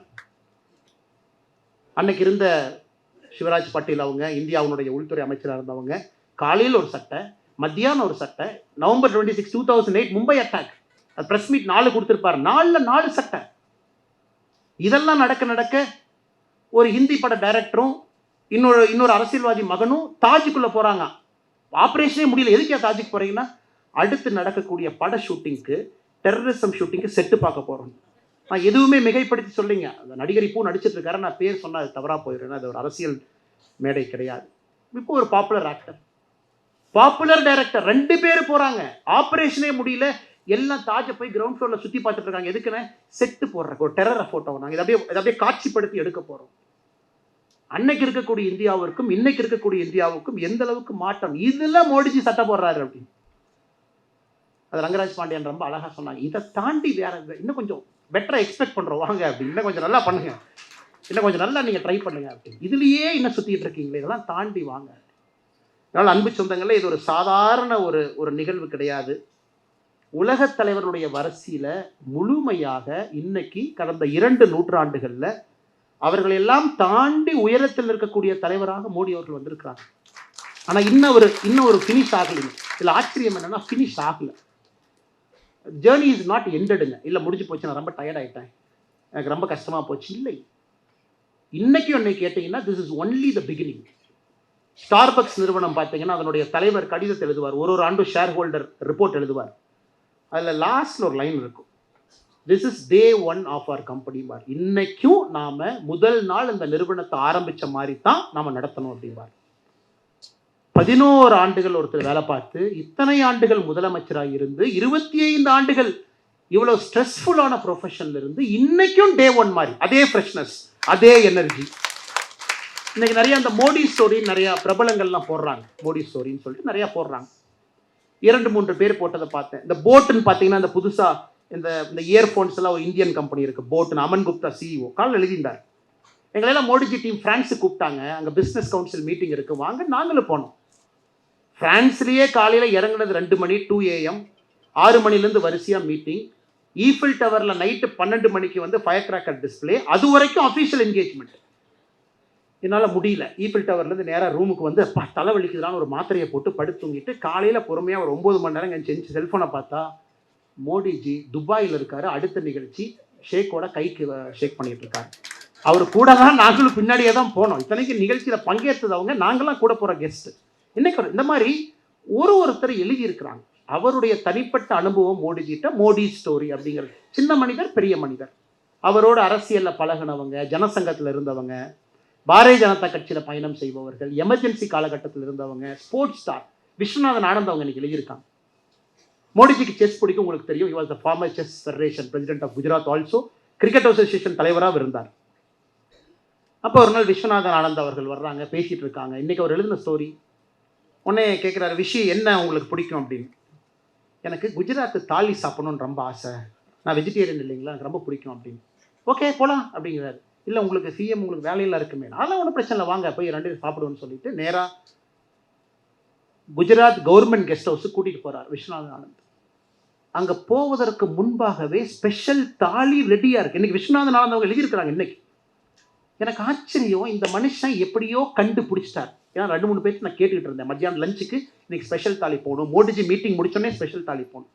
அதை கண்டுபிடிச்சு அதை செஞ்சு, அதிலும் இவர் ஆச்சரியமாக எங்கூட வர்ற மாதிரி, ஒரு ஆல்ரெடி பிளான் பண்ணிட்டார், ஆனால் எங்கூட வர்ற மாதிரி இவர் வந்து எங்கூட உட்காந்து சாப்பிட்டார். ஏன்னா இந்த நாட்டுக்காக பாடுபடக்கூடியவர்களுக்கு ஒரு கவர்மெண்ட் என்னங்க கொடுக்க முடியும்? அந்த ஒரு நிமிஷம் சந்தோஷம், அந்த மொமெண்ட் ஆஃப் ஹாப்பினஸ். இல்லாட்டி வேற நான் இவ்வளவு கஷ்டப்பட்டு வேர்வை சிந்தி அத்தனை கண்ட்ரிக்கு போனேன், விடிய விடிய நான் வேலை செஞ்சேன். One moment of happiness. ஒரு தலைவன் அவங்கள பார்க்கும்போது ஹேண்ட் ஷேக் பண்ணி, மோடிஜி கிட்ட பழகினவங்க தெரியும், பழகாதவர்கள் பழக போறீங்க, பார்க்க போறீங்க. அந்த ஒரு நிமிஷம், ஒரு செகண்ட் உங்களுக்கு கை கொடுத்தாலும் உங்களோட மட்டும்தான் அவர் இருப்பார். வேற செகண்டரி டென்ஷன் தாட்டே அவர்கிட்ட கிடையாது. இது எல்லோரும் இன்னைக்கு எழுதினவங்க எல்லாமே எழுதினாங்க. எனக்கு நான் ஒரு தனிப்பட்ட அனுபவத்தை பகிர்ந்திருந்தேன். ஐயா அவர்கள் மோடிஜி அவங்கள பார்க்கறதுக்கு 2 பேர் வந்திருந்தாங்க, வயதானவர்கள், அண்ணா யூனிவர்சிட்டியில். உடனே மோடிஜி அவங்க க்ரீன் ரூமில் இருக்காங்க. நான் அதை எழுதினால நான் டிஸ்க்ளோஸ் பண்ணுறேங்க. உடனே மோடிஜி அவங்க 2 அப்பாயின்மெண்ட்டை பார்த்துட்டாங்க. 3வது நெக்ஸ்ட் அப்பாயின்மெண்ட் என்னன்னு கேட்குறாங்க. சார் இந்த மாதிரி அவங்க இருக்காங்க, கொஞ்சம் வெளியே இருக்காங்க சார், வீல் சேரில் இருக்காங்க, கொஞ்சம் வீல் சேர் வர்றக்கு ஒரு 2 minutes ஆகும். அப்படியா, எவ்வளோ தூரம் அப்படின்னாரு. சார் ஒரு 100-150 மீட்டர் சார். ஓகே நான் வர்றேன் அப்படின்னாரு. உடனே செக்யூரிட்டி அவங்களாம் வந்து என்னடா இவனு விரும்புகிறாங்கிறாரு, கம் சனங்க நான் போகிறேன் வா அப்படின்னாரு. டக்குன்னு அவர் போனார்ல, பின்னாடியே ஓடுறோம். நேராக அங்கே போனார் வீல் சேரில். அடுத்த கெஸ்ட் அப்போ தான் செக்யூரிட்டி ரெடி பண்ணிட்டு இருக்காங்க, நீங்கள் மோடிஜியை பார்க்க போகணும் வாங்க அப்படின்னு. அவங்க சுதாரிப்பதற்கு முன்பு அவங்ககிட்ட போய் நேராக பொண்ணை காலத்துட்டு ஆசீர்வாதம் வாங்கினாங்க. ரொம்ப சந்தோஷங்க, நீ பார்க்க வந்திருக்கீங்க, என்ன பண்ணட்டும். ஃபோட்டோ எடுக்கணும்னு கேட்டாங்க. சார் ஒரு உங்களுக்கு ஒரு பெட்டிஷன் கொடுத்தாங்க, ஃபோட்டோ எடுக்கணும். ஃபோட்டோ எப்படி எடுப்பாங்க? ஒரு வீல் சேரில் உட்காந்துருக்காங்க, பின்னாடி வந்து நிற்பாங்க, ஃபோட்டோ எடுக்கலாம். அது நீங்கள் நல்லா பார்த்தீங்கன்னா பின்னாடி நிற்பார் ஒரு ஃபோட்டோ, அவங்கள மாதிரியே குமிவார் அவங்க ஹைட்டுக்கு, ஃபோட்டோ எடுங்க. இது ஒரு உலக தலைவன், யுகத்தினுடைய தலைவன், எவ்வளோ உயரத்துக்கு போனாலும் கூட அந்த மனிதன்கிட்ட இந்த ஹியூமிலிட்டி இருக்கு அப்படின்னா நம்ம சேஃபான ஒரு மனிதன் கையில் இருக்கும்னு நம்ம அர்த்தம். அந்த மனிதன் நம்மளை சேஃபாக பார்த்துக்குவாரு, எந்த கஷ்டத்தையும் நம்ம கொடுக்க மாட்டாங்க. கடைசியாக ட்ரம்ப் அவங்க பற்றி, இன்னைக்கு ட்ரம்ப் அவங்க என்ன செய்கிறாங்க அப்படிங்கிறது யாராச்சும் அமெரிக்கா போனவங்க, அமெரிக்காவில் இருக்கிறவங்க பார்த்தீங்கன்னா ட்ரம்ப்பை பொறுத்தவரை அவர் நாட்டுக்காக செய்கிறார். இன்னைக்கு அமெரிக்காவை பொறுத்தவரை ரிப்பப்ளிக்கன் ஓட்டு பேஸே மாறிடுச்சுங்க. White voters, angry voters, rust பெல்ட்டில் இருக்காங்க யூஎஸில், குறிப்பாக ஈஸ்ட் கோஸ்ட் பக்கத்தில். மேனுஃபேக்சரிங் அந்த ஊரில் கிடையாதுங்க, எல்லாம் வெளியே போயிடுச்சு. ஷூவா வியட்நாம், செருப்பா சைனா, டூத் பேஸ்டா சைனா, எதுவுமே அமெரிக்காவில் கிடையாது. மக்கள் கோவப்படுத்தி என்ன எனக்கு வேலையே இல்லை, டெமோக்ராட்கார் எப்படி பண்ணிட்டான், அதனால் ட்ரம்ப் நீ வா, எல்லா வேலையும் உருவாக்கு. ட்ரம்ப்பை பொறுத்த வரைக்கும் அந்த வாக்காளர்களுக்கு அவர் கடமைப்பட்டிருக்கார். எப்பவுமே ஒரு அரசியல் தலைவரை நம்ம கடுமையான வார்த்தையில் நம்ம பயன்படுத்தக்கூடாதுங்க. காரணம் என்னன்னா அவங்க எல்லாமே சூழ்நிலை கைதிகள். இப்போ மோடிஜி அவங்க பார்த்தீங்கன்னா வார்த்தை எப்பவே விட்டுருக்கலாம். அது அவருடைய ட்ரம்ப்போட ட்ரேட் அட்வைசர் பீட்டர் நவரோன்னு ஒருத்தர், அவர் பயன்படுத்தக்கூடிய வார்த்தைகள் பார்த்தீங்கன்னா யாராக இருந்தாலும் நம்ம அருவாள் எடுத்துகிட்டு போய் 2 வெட்டிட்டு வந்துடலான்னு தோணும். ஒரு ட்வீட்டை பார்த்தா, என்னையா இப்படி எழுதுறேன் எங்கள் நாட்டை பற்றி, நான் ஏதோ பிச்சைக்காரங்க மாதிரியே ட்வீட் எழுதுறேன். அது எவ்வளோ கூலாக காமாக அவர் புரிஞ்சுட்டார். ஓகே, இது உங்கள் பேஸ், இது உங்கள் பிரச்சனை, ஃபைன், அதுலேருந்து நீங்கள் வர்றீங்க, இது ஏன் நாடு, இது என் பிரச்சனை, நான் இங்கிருந்து நான் வர்றேன். 2 பேரும் மீட் பண்ணி பேசுவோம். நீங்கள் எங்களைய பற்றி கடுமையான வார்த்தைகள் பயன்படுத்துனீங்க அப்படிங்கிறதுக்காக நான் கடுமையான வார்த்தையை, it's classic game in diplomacy. ஒரு டிப்ளமசியில் நேற்று மோடிஜி அவங்க போட்ட ட்வீட் பாருங்க, இவ்வளோ சண்டை போயிடுச்சு, எதுவுமே மோடிஜி அவங்க பேசலை. ட்ரம்ப் அவங்க 5 நாளைக்கு முன்னாடி ட்வீட் போடுறாரு, இந்தியாவோட எங்களுக்கு ட்ரேட் ஒப்பந்தம் முக்கியம். மோடிஜி திரும்ப ரீட்வீட் பண்ண உடனே, ஆமாம் ரொம்ப சந்தோஷம் என் அன்பு நண்பர் ட்ரம்ப் அவர்களே, எங்களுக்கும் இந்த ட்ரேடு முக்கியம் தான், செஞ்சிருவோம் அப்படி. நேற்று ட்ரம்ப் அவர்களாகவே மோடிஜிக்கு தொலைபேசியில் கூப்பிட்டு உங்களுடைய 75வது பிறந்தநாள் வாழ்த்து நான் சொல்ல வேண்டும் என்று ட்ரம்ப்பே நேற்று கூப்பிடுறாங்க. நான் ட்ரேடு பண்ணணும். இன்னைக்கு மோடிஜி சொல்கிறேன், நாங்களும் தயார், ட்ரேடு பண்ணுவோம் வாங்க அப்படின்னு. ஒரு ட்ரம்ப்பை அவ்வளோ ஈஸியாக அசைச்சு பார்க்க முடியாதுங்க, அவ்வளோ ஈஸியாக அசைச்சு பார்க்க முடியாது. சைனா தடுமாறிட்டு இருக்காங்க. இப்போ சைனாவுடைய பேச்சுவார்த்தைகள் பார்த்தீங்கன்னா ஜெர்மனி, வேறு மத்திய நாட்டில் நடந்துகிட்டு இருக்கு ட்ரேடு பேச்சுவார்த்தை. அவ்வளோ ஈஸியாக, ஏன்னா ட்ரம்ப்போட சீட்டுக்கு அந்த பவருங்க. $32 trillion, இந்தியாவை விட 8 மடங்கு பொருளாதார வலிமை, 6 ஏர்கிராஃப்ட் கேரியர், எங்க வேணாலும் சுத்திக்கிட்டு இருக்கு, powerful military in the world. அவன் சிப்பை ஸ்டாப் பண்ணா அடுத்த நாள் காலையில் செல்போன் மேனுஃபேக்சர் பண்ண முடியாது. அவங்ககிட்ட டெக்னாலஜி இருக்கு, வேர்ல்ட்ஸ் பெஸ்ட் கம்பெனி இருக்கு, ஏஐ இருக்கு, எல்லாம் வச்சிருக்கான். ஆனாலும் தன்மானத்தை விட்டு கொடுக்காம அமைதியாக மோடி பேசுறத பாருங்க. எல்லாம் சரண்டர். ஜப்பானுடைய பிரதமர் ரிசைன் பண்ணிட்டார் போன வரையும். நேர அக்ரிமெண்ட், ஜப்பான் போகணும், ட்ரம்போட போகணும். எப்படி அக்ரிமெண்ட் போட்டாங்க ஜப்பானுடைய பழைய பிரதமர்? ஒன்றும் பிரச்சனை வேண்டாம், நீங்கள் நானும் எல்லாம் ஓகே ரெடி பண்ணிக்கலாம், $800 பில்லியன் அமெரிக்காவில் இன்வெஸ்ட் பண்ணிடுறோம். கொஞ்சம் ட்ரேடை கொஞ்சம் பார்த்து பண்ணி கொடுங்க. இன்னைக்கு ஜப்பானில் எப்படியா நீ போய் $800 பில்லியன் இன்வெஸ்ட் பண்ணணும் எப்படியா சொல்லலாம்? இல்லை பிரச்சனையே ரிசைன் பண்ணுற நீ விட்டுங்கப்பா, அடுத்த பிரதமர் ஒருத்த வாங்க. இந்த ட்ரம்ப்னுடைய ட்ரேடு டேரிஃபில் உலக அரசியலை மாறிட்டு இருக்கு. UK politics has change. நிறைய அரசியல் மாறிடுச்சு, எந்தெந்த நாடுகள் மாறிடுச்சு. சைனா குளறுபடி எப்படி உங்களை டீல் பண்ணலாம்? Vietnam is in problem. பாகிஸ்தானை பொறுத்த வரைக்கும் அங்கே என்னங்க இருக்கு? ஒன்றுமே இல்லை. ரிலையன்ஸ் இண்டஸ்ட்ரீஸ்னுடைய லூஸ் சேஞ்ச் தான் பாகிஸ்தானுடைய எக்கானமி. Loose change. ரிலையன்ஸ் இண்டஸ்ட்ரியினுடைய லூஸ் சேஞ்ச். ரிலையன்ஸ் நிறுவனத்தை எடுத்துக்கங்க, உலகத்தினுடைய 86வது பெரிய பொருளாதார நிறுவனம். ஒரு குவார்ட்டருக்கு 20,000 கோடி ப்ராஃபிட் பண்ணுறாங்க. வருஷத்துக்கு 2.5 லட்சம் கோடி ரெவென்யூ பண்ணுறாங்க. இந்தியாவுடைய மொத்த பட்ஜெட்டில் 4% அவங்க கொடுக்குற டேக்ஸ். பாகிஸ்தான் எக்கானமியை போய் கூகுள் பண்ணி பாருங்க, அது ரிலையன்ஸ் இண்டஸ்ட்ரியினுடைய லூஸ் சேஞ்ச். அது அவ்வளோதான். ஸோ அவன் என்ன பண்ணுறான்? எப்பா நமக்கு என்ன வந்தாலும் லாபம், நம்மகிட்ட என்ன இருக்குது? ஒன்றும் இல்லை. நேராக அந்த ஃபீல்டு மார்ஷல் போகிறார், பாகிஸ்தானுடைய மிலிட்ரி. சார் என்ன சார் வேணும்? நோபல் பிரைஸ்க்கு நாங்கள் ரெக்கமெண்ட் பண்ணுறோம். எதுக்கு பாகிஸ்தான் ரெக்கமெண்ட் பண்ணுறாங்கன்னு அவங்களுக்கே தெரியல. நாங்கள் ரெக்கமெண்ட் பண்ணுறோம்.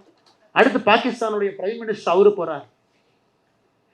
என்ன வேலை எடுத்துக்கங்க, பாகிஸ்தானில் ஆயில் இருக்கிறத பாகிஸ்தான்காரனே நம்ப மாட்டான். இந்த இட்லிக்கு சட்னின்னு சொன்னால் சட்னியை இட்லியை நம்பாது. ட்ரம்ப் சொல்கிறார் பாகிஸ்தானில் அவ்வளோ ஆயில் இருக்குன்னு. பாகிஸ்தான்காரனே முடிக்கிறான், இத்தனை ஆயில் இருந்தால் நாங்கள் ஏன் பிச்சை எடுத்துகிட்டு இருக்கோம், எப்போவே முன்னேறி இருப்போமே. அந்த கட்டுக்கதையை பாகிஸ்தான்காரனே நம்புறான். ஓ ஆயில் இருக்க மாட்டதா இருக்கு, இங்கேயும் சொல்கிறானுங்க. அப்போ உன் நாட்டில் வந்து ட்ரில் போடுற வரைக்கும் உனக்கு தெரியாது, நீ ஒரு நாட்டை நடத்திக்கிட்டு இருக்க. நீங்கள் நல்லா உத்து பார்க்கணும். ஜியோ பாலிட்டிக்ஸை ரொம்ப க்ளோஸ் ஆஃப் அதில் விட்டு கொடுக்காம கனடா போகிறாரு. கனடாக்கார் எத்தனை அந்த பிரசிடென்ட் நம்மளை அவமானப்படுத்தினார், எதுவுமே பண்ணலையே. உலகத் தலைவர் எப்படி மோடி அவங்க இருந்தாங்க, அவமானப்படுத்திக்க ஒன்றும் பிரச்சனை இல்லை. ஆனால் அடுத்த எலெக்ஷனில் தோற்று போயிடுவீங்க, நாங்கள் எங்கள் பாட்டுக்கு தான் இருப்போம். அடுத்த எலெக்ஷன் தோற்று புது தலைவர் வந்தார். முதல்ல நட்பே இந்தியா தாயா, முதல்ல இந்தியாவுக்கு ஃபஸ்ட்டு இந்தியா கூப்பிடியா பிரைம் மினிஸ்டர். அவங்களே சொன்னாங்க நாங்கள் எங்கள் அம்பாசிடர் மாற்றிக்கிறோம், நீங்கள் நேம் சேக் ஏதோ பண்ணணும்ல. எங்கள் அம்பாசிடர் ஆமாம் எப்பவுமே ஃபஸ்ட்டு பார்த்தீங்கன்னா சமாதானத்துக்கு போகும்போது யாராச்சும் ஒருத்தரை மாற்றினா தான் சமாதானம் ஆன மாதிரி இருக்கும். சரி எங்கள் அம்பாசிடர் மாத்திரம், உங்கள் அம்பாசிடர் மாற்றுங்க, எல்லாம் சூப்பர் சமாதானம், அப்படியே போகலாம். பழைய நிலைமைக்கு இந்தியா கனடா போயிடுச்சு. அவ்வளவு குற்றச்சாட்டுகள் வச்சாங்க. இதற்கு முன்பு இருந்த அதிபர் பதவியும் இல்லை, கட்சி தலைவரும் இல்லை, எல்லாம் போச்சு. அவருக்கு இன்னைக்கு தனி மனிதனாக இருக்கார். அதை எப்படி மோடிஜி டீல் பண்ணாருன்னு பாருங்க. ஒன்லி அமைதி, எதுவுமே பேசல. அங்கிருந்து ட்ரம்ப் கூப்பிட்றாரு, அப்படியே நீங்கள் கனடா வந்துட்டீங்க, அப்படியே அமெரிக்காவுக்கு வந்துட்டு அப்படியே போட நல்லா இருக்கும். பிஎம் சொல்கிறார் சாரிங்க, நாளைக்கு ஒய்சா பீகாரில் மக்களை பார்க்கணும், டேட் கொடுத்துட்டேன், வர முடியாது, தப்பாக நினச்சிக்காதீங்க, தொலைபேசியில் பேசுவோம். நேராக பிஎம் இங்கே வர்றார்.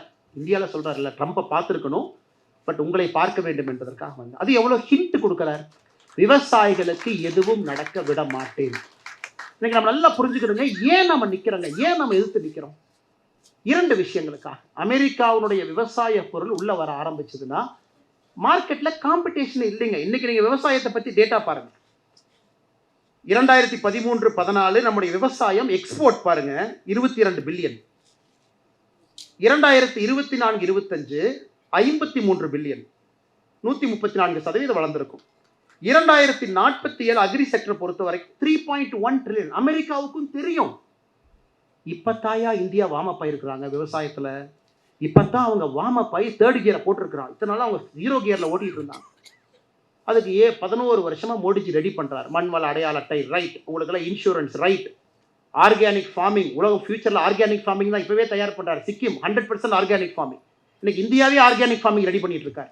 ஏன்னா மோடிஜிக்கு தெரியும் 20 ஆண்டுகள் கழிச்சு விவசாயத்தில் நம்ம டாமினேட் பண்ணோம்னா எல்லாம் இந்தியாவில் வந்து கை கட்டி உட்கார்ந்துருப்பான்.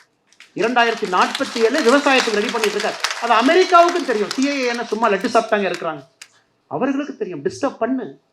Once a country takes hold of agriculture அந்த நாட்டு தொடவே முடியாது. அந்த மாதிரி பல மேனுஃபேக்சரிங் மிஷின் போடலாம், டெக்னாலஜி கொண்டு வரலாம், ட்ரெயின் பண்ணலாம், செய்யலாம். விவசாயம் எப்படியா பண்ணுவேன் நீ? அதை நோக்கி போகும்போது யுஎஸ் விவசாயத்தில் தயவு செஞ்சு என்ன விவசாயத்தை எனக்கு கொடு. மோடிஜி முடியாதுங்கிறா. நேற்று நம்முடைய பிஎல் சந்தோஷ் அவங்க சொன்னாங்க, பஞ்சாபிலிருந்து ஒரு 4 விவசாயிகள் பாரதிய ஜனதா கட்சி அலுவலகம் டெல்லிக்கு வர்றாங்க. கீழே வந்து இல்லைங்க நாங்கள் யாராச்சும் ஒரு பெரிய தலைவர் உள்ள பார்க்கணும். அவங்கள பிஜேபி கட்சிக்காரங்களே இல்லை. அங்கிருந்து நம்ம ரிசப்ஷனில் இருக்கவங்கலாம் பிஎல் சந்தோஷ் அவங்க இருக்கிறாங்க, அவர் தான் இன்னைக்கு இருக்கிறாங்க, போய் பாருங்கள், தேசிய தலைவர் இல்லை.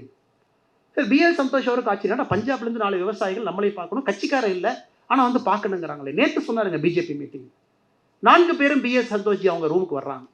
வணக்கம்ங்க வணக்கம் அப்படின்னு. ஐயா நாங்கள் உங்களை பாராட்ட வந்தோங்க ஐயா, மோடிஜி எங்களால் பார்க்க முடியாதுன்னு எங்களுக்கு தெரியும், உங்கள் மூலமாக பாராட்டு மோடிஜி கொடுக்கலான்னு. எதுக்குங்க ஐயா அப்படின்னு கேட்குறாரு. ஐயா என்ன எதுக்குன்னு கேட்குறீங்க? விவசாயத்துக்காக ஒரு மனுஷன் ட்ரம்ப் எடுத்து நிற்கிறாரு, விவசாயி நான் பாராட்டினா யாருங்க ஐயா மோடியை பாராட்டுவார்? இப்போ இது போன்ற நல்லவர்கள் இருக்கும் வரை மோடிஜியை அசைத்து பார்க்க முடியாது. அசைத்து பார்க்கறதெல்லாம் யோசிக்கவே முடியாது. ஏன்னா அவரை கொஞ்சம் நெருக்கமாக பார்த்தவர்கள், அவருடைய அரசியலை புரிஞ்சவங்க, வெரி டீப் திங்கருங்க. அவர் இன்னைக்கு சத்தியமா நான் சொல்றேங்க, 2034 தேர்தலை பத்தி தான் சத்தியமா யோசிப்பார். 29 யோசிக்க மாட்டார், அங்க யோசிச்சுட்டு இருப்பார். 2034னா 18 வயசு. அவன் இன்னைக்கு தான் 2006 தான் பிறந்திருப்பாங்க. அவன் எப்படி யோசிப்பான்? ஜென்ஜி. இன்னைக்கு நம்ம சொல்றோம் நேபாள், கடைசி ஒரு 2 நிமிஷம் முடிச்சிடுறேங்க. நேபாள் போராட்டம், ஆர்ப்பாட்டம், இன்னைக்கெல்லாம் ரிசர்ச் பண்ணிருக்கேன் நியூயார்க் டைம்ஸ். ஏன் போராட்டத்திற்கு 1 வருஷத்துக்கு முன்னாடி என்ஜிஓக்கு வந்த பணம் 130% சராசரியா உயர்ந்திருக்கு. ஒரு 4 என்ஜிஓ டார்கெட் பண்றாங்க. நீ தாண்டா பணம் உங்களுக்கு வந்துச்சு, எப்படா வந்து சொல்லு. 130% எப்படி அவங்களுக்கு பணம் வந்துச்சு சொல்லு. பங்களாதேஷ் போராட்டத்திற்கு முன்பு என்ஜிஓக்கு பணம். நம்மாலு 2018 என்ஜிஓ கதையை முடிச்சுட்டு அடுத்து போயிட்டார். அவரை எப்ப திங்கிங் பாருங்க, ஐயோ நீ என்ஜிஓ மூலமா தான் நீ வருவ. எத்தனை காலம் இந்த டகால்ட்டியை டெவலப்பிங் நேஷன், குளோபல் சவுத் நேஷன்ல என்ஜிஓ வச்சா நீங்க டகால்ட்டி பண்ணிட்டு இருக்கீங்க. நாங்கள் 2018 ஃபெராலாம் கிளியர் பண்ணிட்டு போயிடுச்சு. இப்போ நீ ₹1 கொண்டு வந்தாலும் ஸ்டேட் பேங்க் ஆஃப் இந்தியாவில் அக்கௌண்ட் ஆரம்பிக்கணும், அது கனாட் பிளேஸ்ல தான் ஆரம்பிக்கணும். அதனால் எதிர்கட்சி நண்பர்கள் யாராவது நேபாள், பங்களாதேஷில் இந்தியாவில் நடக்கும்னு நினைச்சு பார்த்தீங்கன்னா அதெல்லாம் 5 வருஷத்துக்கு முன்னாடி யோசிச்சு 10 வருஷத்துல செயல்படுத்தி பிரதமராக அதை செஞ்சுட்டு இருக்காங்க. நீங்க இப்ப யோசிக்கிறீங்க ராஜா, அவர் 10 வருஷம் முன்னாடி யோசிச்சார். எதிர்கட்சி நண்பர் உங்களுக்கு இல்லை, எதிர்கட்சி நண்பர்கள். எனக்கு இந்தியாவில் ஒரு என்ஜிஓ $1 பெற வேண்டும் என்றால் ஸ்டேட் பேங்க் ஆஃப் இந்தியா வங்கியா இருக்கணும், கனாட் பிளேஸ்ல அது இருக்கணும், ஒரே ஒரு வங்கியா இருக்கணும், அதுக்குள்ள மட்டும்தான் $1 வரும். இதெல்லாம் சொல்லுவாங்க இல்லைங்களா, தம்பி லட்டுல வச்சேன்னு நினைச்சியா, நான் நட்டுல வச்சேன் அப்படிமா. அதனால இந்த அளவுக்கு டீப் திங்கராக இருக்கக்கூடிய மோடியை அசைச்சு பார்த்துட முடியுங்களா? இந்த அளவுக்கு யோசிக்கிறோம், எலெக்ஷன் பத்தி யோசிக்க மாட்டாருங்களா? அதனால் அவர் எந்த முடிவெடுத்தாலும் அது சரியாக இருக்கும். அது கட்சி தொண்டர்களாக நாங்கள் அதை நம்புறோம். என்ன முடிவெடுத்தாலும் ஷார்ட் டேர்ம் பெயின், அது லாங் டேர்ம் சக்சஸ். நாட்டு மக்களாக எந்த முடிவெடுத்தாலும் சரியா இருக்குங்கிற ஒற்றை நம்பிக்கை, அவ்வளவுதாங்க. ஏன்னா உங்களையும் நாங்கள் டெஸ்ட் பண்ணியிருக்காரு மோடிஜி, சாதாரணமா பண்ணல, டெஸ்ட் பண்ணியிருக்காரு. டிமானிட்டைசேஷன் கொஞ்சம் சிரமம் தான், எஸ், பட் லார்ஜர் கெயின் பண்ணி ஆகணும். எத்தனையோ விஷயங்கள், டாக்ஸேஷன் பேஸ், இன்னைக்கு இருக்கக்கூடிய விஷயங்கள், ஜிஎஸ்டி வரி குறைப்பு, எங்கெல்லாம் நமக்கு ரிலீஃப் கொடுக்கணுமோ கரெக்டாக கொடுத்துருவார். இல்லைங்க கொஞ்சம் டாக்ஸ் மிடில் கிளாஸ் கட்ட மாதிரி இருக்கே, ஒன்று இல்லாமா, சரிப்பா 12 லட்சம் வரை கட்டாதீங்க, அப்பா சந்தோஷம், சூப்பர். எத்தனை பேர்த்துக்கு தெரியும் 12 லட்ச ரூபா வரைக்கும் நீங்க டாக்ஸ் கட்டாதீங்கன்னு சொன்னனால 90% நம்ம டாக்ஸ் பேஸ் இழந்துட்டோம். 90% we lost tax base overnight 90%. GST சேஞ்ச்னால ஒரு 45,000 கோடி ரூபாய் அரசுக்கு இழப்புன்னு சொல்றதை விட மோடிஜி இன்வெஸ்ட்மெண்ட்டாக பார்க்குறாரு. ஃபைன், அது திரும்ப இன்ஃபார்மல் எக்கானமி இல்லை ஃபார்மல் எக்கானமி உள்ளதானே வரப்போகுது. அதனால் மோடிஜியை பொறுத்தவரை எந்த அளவுக்கு நம்மளை கொண்டு போகணும், எல்லாமே நாட்டு நலனுக்காக. எப்போ அந்த லீக் வால்வை கொஞ்சம் ரிலீஸ் பண்ணணும், எப்போ நம்மளையே புஷ் பண்ணணும். இந்த சுதந்திர தின உரை பார்த்தீங்கன்னா கடைசி ஒரே நிமிஷம் அவர் பேசுவதெல்லாம் சாதாரணமாக பேசுவீங்க. First independence day speech 2014 toilet கட்டணும். இப்போதான் உட்காந்து 2 ஸ்பீச்சு பார்த்துட்டு இருந்தாங்க, சும்மா ஒரு ஆசையாக பார்த்து. 2014 டாய்லெட் கட்டணும்னாரு. 2025 ஜெட் இன்ஜின் பில் பண்ணுங்கிறாரு. ஐயா சாமி, என்ன 11 வருஷத்தில் மாற்றிப்பீங்க. 2015 ஸ்வச் பாரத், 1000 நாட்களில் இந்தியாவுடைய கடைசி கிராமத்திற்கு கரண்ட், அதை சொன்னவர் இன்னைக்கு ஃபர்ஸ்ட் சிப்பு நம்ம செய்யணுங்கிறார். இது சாதனை இல்லைங்களா? இது மாற்றம் இல்லையா? 11 ஆண்டுகளில் டாய்லெட்டை பற்றி பேசி கொண்டிருக்கக்கூடிய இந்தியா உண்மையாலும் 11 கோடி பேருக்கு டாய்லெட் வேஸ்ட். திராவிட மாடல் ஆட்சி என்று சொல்லக்கூடிய தமிழகத்தில் 52 லட்சம் புதிய டாய்லெட் கட்டியிருக்கோம். 52 lakh இந்த ஸ்டேட்ல. பெரிய industrial state, second largest economy after Maharashtra. இத்தனை இவங்க சொன்னாலும் 52 லட்சம் தாய்மார்கள் டாய்லெட் இல்லாமல் பொதுவெளிக்கு போனால் நம்ம ஊரில் கட்டியிருக்கோம். ஆனால் இன்னைக்கு சிப்பாக, அதை செமிகண்டக்டராக, அதை நம்ம ஜெட் இன்ஜினாக, ஒரு டெவலப்மெண்ட்டாக, பொருளாதாரமாக நம்மளை பேச வைத்திருக்கின்றார் என்றால் சாதாரண வேலை இல்லை. கடைசியாக ஒன்றை சொல்லி முடிச்சுக்கிறேன், கடைசி ஒரே நிமிஷம். ஏன்னா நம்ம எல்லாம் அரசியல் மேடையில் அதை பேச மாட்டோம், அதற்கான அது பேசவும் கூடாது. அது மேடை வேறு மேடை. அது எதிர்கட்சி நண்பர்கள் பதில் சொல்லுவோம், நம்மளுடைய கட்சியை பற்றி சொல்லுவோம், ஆட்சியை பற்றி சொல்லுவோம். மா ஜெடோங் சைனாவுடைய முதல் கம்யூனிஸ்ட் தலைவர் 1949. இந்த அமெரிக்காக்காரனுக்கு பார்த்தீங்கன்னா என்னடா அந்த சைனாக்கார கையிலேயே மாட்ட மாட்டாங்க, எப்படியாச்சும் உனக்கு பிடிக்கணும். 72 தான் சைனா ஓப்பன் ஆச்சு. அப்போ ஃபர்ஸ்ட் அமெரிக்கா இன்ஃபார்ம்லாம் அந்த மா ஜிடோங்கிட்ட பேச போகிறாங்க. டே நீ எங்கிட்ட வரலின்னா உருட்டி மிரட்டி கொண்டுருவோம் உனக்கு சைனாவை அப்படின்னு. 55, 56, 57 கிசிஞ்சருடைய ஆரம்ப காலம். அப்போ ஒரு அமெரிக்காக்காரர் மாஜிடோங் கிசிஞ்சர் புக்கில் எழுதுறாரு, டிப்ளமசி அப்படிங்கிற புத்தகத்தில் எழுதுறாரு. எங்களுக்கு ஒன்றுமே புரியல அந்த மாஜிடோங் யாருன்னு. போய் மீட்டிங்கில் உட்காந்தா என்ன சொல்கிறாருன்னா, சரிடா என்னை மிரட்டி பார்க்குறியா, அதெல்லாம் பயப்பட மாட்டேன், ஏன்னா உங்களோட ஆட்டம் பாம்பு இருக்க மேலே போட்டுருவியா, அப்போ சைனாட்ட ஆட்டம் பாம்பு இல்லாத காரணம், சரி எத்தனை பேர்த்த கொள்ளுவேன்.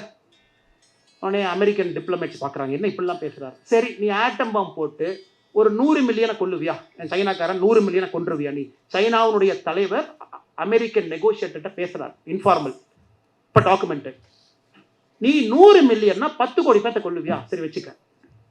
நான் மைக்கில் வந்து என்ன சொல்லுவேன்னா, என்னோட தாய்மார்கள் சகோதரிட்ட சொல்லுவேன், எல்லாரும் 3 குழந்தை பெற்றுக்குங்கன்னு சொல்லுவேன். 40 வருஷத்துல இன்னும் 400 மில்லியன் 40 crore உங்கள்கிட்ட வந்து நிற்பேன். நீ என்ன பண்ணுவே, ஹைட்ரஜன் பாம்பு கொண்டு வந்து மறுபடியும் கொல்லுவியா, மறுபடியும் என் சகோதரிட்ட சொல்லுவேன் 3 குழந்தைங்க பெற்றுக்குங்க. என்னை நீ ஆட்டி அசைச்சதான் பார்த்துட முடியாது. இது 1000 ஆண்டுகள் பாரம்பரியம் இருக்கக்கூடிய ஒரு நாடு.